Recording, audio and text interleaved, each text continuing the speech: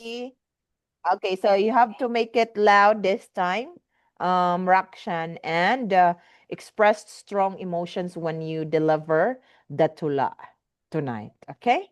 Yeah. Make it as possible 100%. Or maybe yeah, just try tonight. Okay? Okay, with the action also and strong emotion and feelings. All right? Okay, ready, get set, go.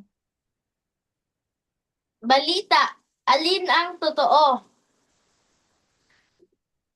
Alam mo ba kung ano ang mas matalim sa espada? Mas mabilis pa sa kidlat ng chismis? Mas makapangyarihan kaysa isang sigaw? Balita! Oo, balita! Pero teka, lahat ba ng narinig mo? Totoo? Lahat ba ng nasa TV, social media, group chat, pawang, katotohanan? O baka naman, mas marami pa ang gawa-gawa kaysa totoo. Kapatid, kaibigan, kabataan, gising! Ang maling balita ay hindi biro. Hindi yan simpleng post na pwedeng balewalain. Ito ay lason. Dumarating sa anyo ng forwarded message. Sumisira ng tiwala, naghahati ng pamilya, ginugulo ang bayan. Kaya, bago ka mag-share, mag-react, mag-komento, tanungin mo muna, totoo ba ito? May ebidensya ba? Makakatulong ba ito?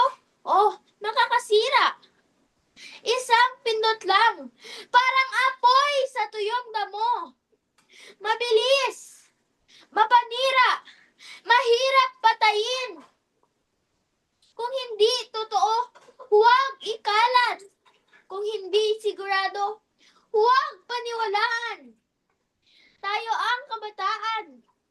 Tayo ang kinabukasan. Hindi tayo nakapagdala ng chismis. Tayo ang tinig ng katotohanan. Kung nais mong baguhin ang mundo, magsimula sa sarili.